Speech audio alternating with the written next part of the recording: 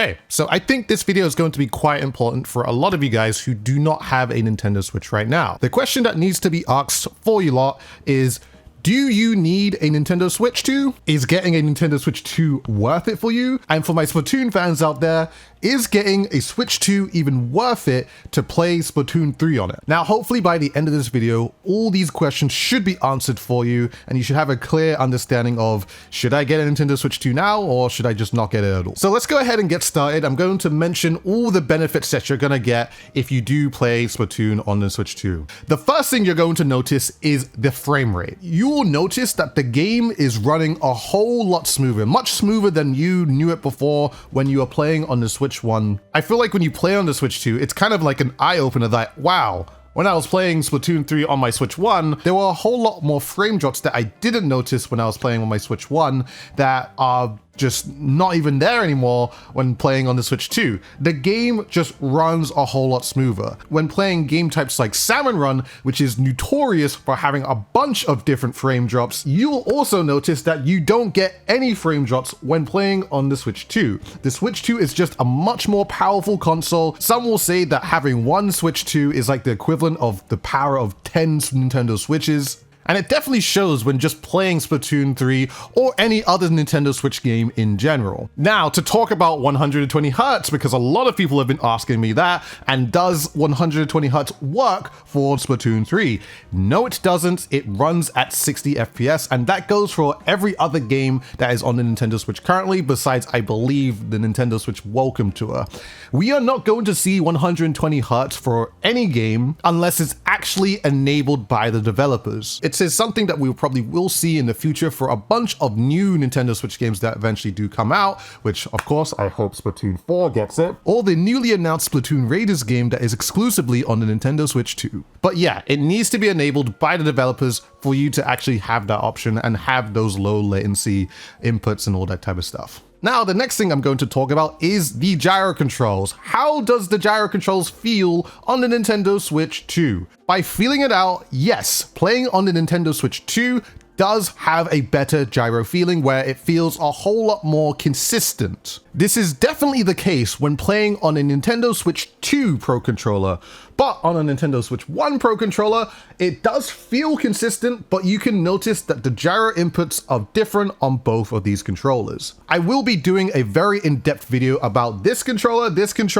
and of course this controller, just to tell you guys the comparisons between all of them. But yes, you will notice it straight away that gyro is a whole lot smoother when playing on the Nintendo Switch 2. Another thing to go into for why it feels smoother is mainly because of wired versus wireless on the Nintendo Switch 2. Now, previously on the Switch 1, majority of people used to play wireless. And the reason for why a lot of people played wireless on the Nintendo Switch 1 is because when playing wired, it would actually give you a frame or two of extra input delay when playing games on your console, which makes absolutely no sense. For the Nintendo Switch 2, that has been 100% fixed. We do not need to deal with that issue anymore, and that gives us an even more consistent gyro input and consistent button input to all games on the Nintendo Switch. This in itself is actually just a huge win, and it's kind of surprising, or it's kind of crazy that it's taken 8 years just to get to this point. But yes, if you are playing on the Nintendo Switch 2, it is preferable to play with a wired input because it gives you the most consistent feedback from your, I guess, button inputs to show up on your screen.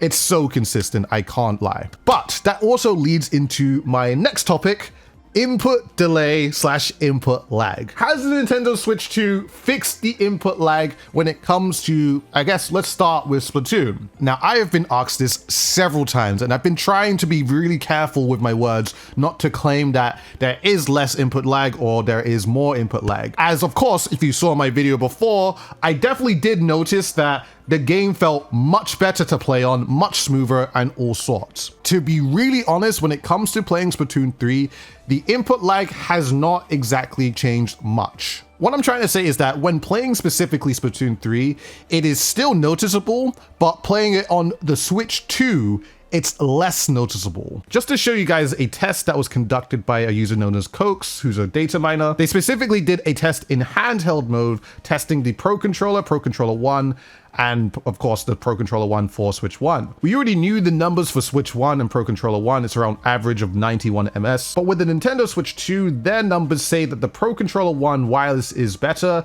and wired is 110.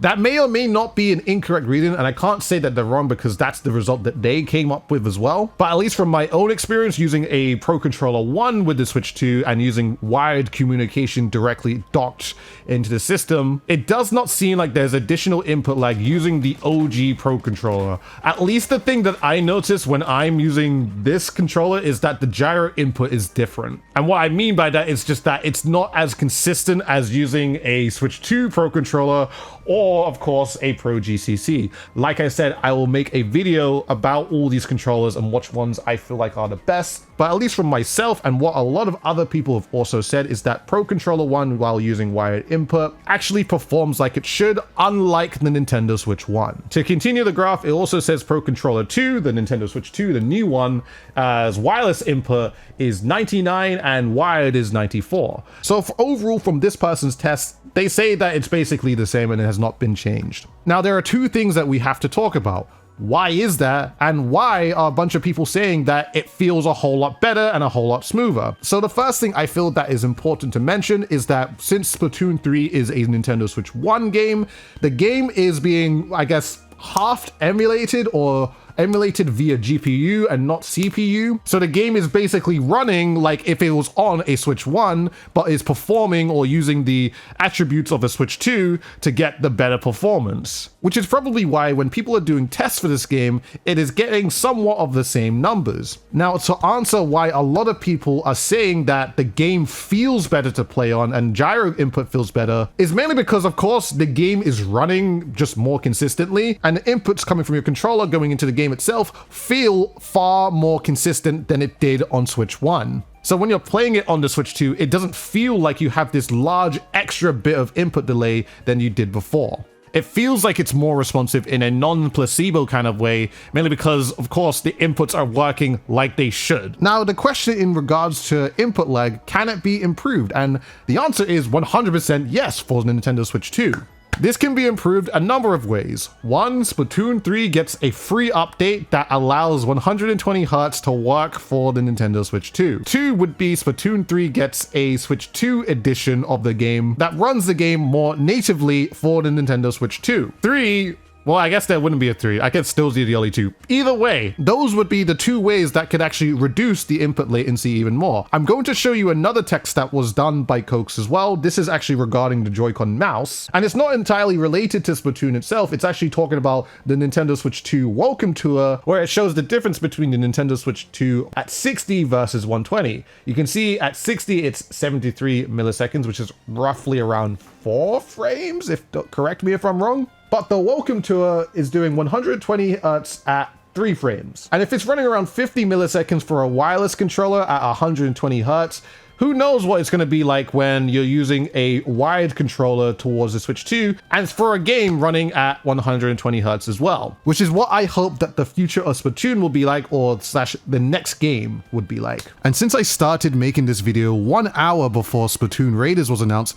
yes, Splatoon Raiders would be the next game. And considering it is a Nintendo Switch 2 exclusive game, there is a possibility that we could potentially get 120 Hz on this game. Of course, not confirmed, but it would be good to eyeball and of course test how that game feels in comparison to Splatoon 3. Time will tell when this game eventually comes out. I predict that it'll be maybe later this year or early next year, considering it's just a spin-off, but we will just have to see in due time. And genuinely, I'm very hopeful for that because of course having higher frame rates is going to give you less input lag just in general, so we can only hope for the future that that's going to be the case. But even then, despite looking at this data, playing Splatoon 3 on a Nintendo Switch 2 does 100% feel a whole lot better, despite the input lag numbers saying otherwise. It's very hard to imagine that a lot of people who do currently have a Switch 2 right now playing Splatoon 3 are all saying that Splatoon does control a whole lot better on this system. And of course, on top of that, you get a nice quality boost as you can play in a higher resolution, whether that be 1440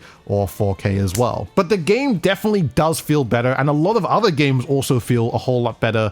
I mean, just for myself, just to even mention it, I play a whole bunch of Tetris 99. If you guys didn't know, I'll even show a clip right here too. I played this game really fast, and I've always noticed, even on the Switch 1, that there has been that really, I guess, heavy feeling of input delay. But playing it on the Nintendo Switch 2, I've definitely noticed myself that there is less input delay, and it almost feels slippery now to play this game. And I had to teach myself in a way to play this game in a way where I'm not like accounting for the extra input delay that I had before, because it's not there anymore. So yes, I'm very hopeful for what is to come, at least for the future, and especially for the next game that is natively for the Nintendo Switch 2. But of course, this all comes back to the question, is getting a Nintendo Switch 2 for Splatoon worth it? And for me personally, I'm going to say yes, and some of you guys may say differently. And I think in general, you guys will find the answer depending on what you prioritize yourselves in terms of looking at a game console.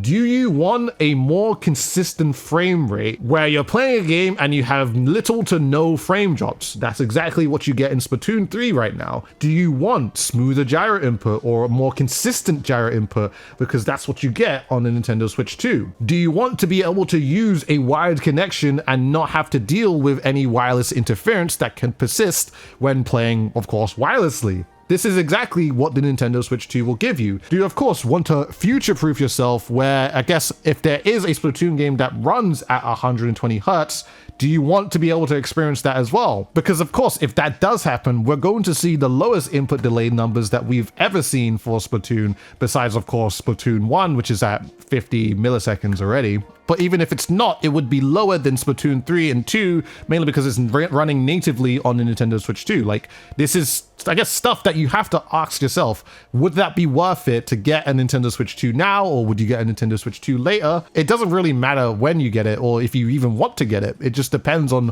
what is your priorities right now. So hopefully this video made it really clear for you guys what you're getting out of a Switch 2 if you were to play Splatoon 3 on it, or if you were to play any other, I guess, regular Nintendo Switch 1 game on it, or if you're to play just I guess, a native Switch 2 game on it too, like what you're getting out of it. Sorry if this video doesn't answer all your questions fully. Like, if there is something that you're still curious about, leave it in the comment section below and I'll try and answer it as best as I can. Oh, one more thing, mouse mode. That's something that I also have to mention. Let's just do this real quick. Right, I've been asked this so many times if mouse mode works for Splatoon 3. Right, so I have my Joy-Cons. Of course, I'm going to use this as a mouse. Right Joy-Con, of course, uses gyro. And does mouse mode work for Splatoon 3? I'm positioning my right Joy-Con right here just to show you. Look at this. Now, of course, this is just an illusion because, of course, this is just gyro. This is gyro. This is not mouse mode. There is no form of mouse mode that is actually active when playing Splatoon 3. As you can see, I'm moving the mouse around and it's, you know, it's only controlling gyro. I've been asked this so many times, and I don't know why people think that mouse mode is enabled or already works for Splatoon 3. But you guys need to know that if there was to be a mouse mode in this game, there would need to be an update for Splatoon 3 specifically to say that, yes, we are enabling mouse mode for this game. But this is not the case at all, although it would be very cool if they did it now, but I think it would be a pretty big update if that was to ever happen. This is something that we'll probably expect in Splatoon 4, just so you guys know as well. Either way, that is absolutely everything. If you did enjoy this video, make sure to give it a like and subscribe to the channel if you haven't already. And of course, share the video to, I guess, if people need to know if the Switch 2 is worth it for them, if they're going to play Splatoon on it, or they're going to play any other game. And of course, leave some comments of what you thought as well. So thank you very much, everyone. If you're curious, let me know. And that is all I got to say. I hope you guys enjoyed, and I shall see you guys in a future video.